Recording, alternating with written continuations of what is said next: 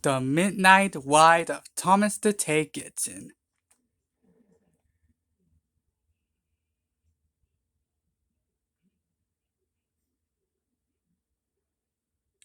Thomas is taking 4 carloads of toys to the children's hospital in the next town.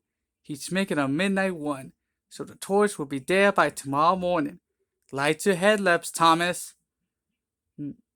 Off you go into the night.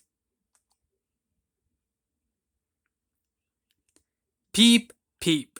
There goes Thomas along the track. Peen, peen. Crash!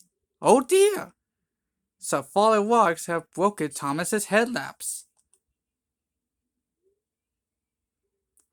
What would Thomas do without any lights? He can't run in the dark, and the children in the hospital would be so disappointed if they don't get their toys. But look, a farmer is letting Thomas the lamp from his barn. That's better, isn't it? Go slowly, Thomas. That small lamp gives only a small light.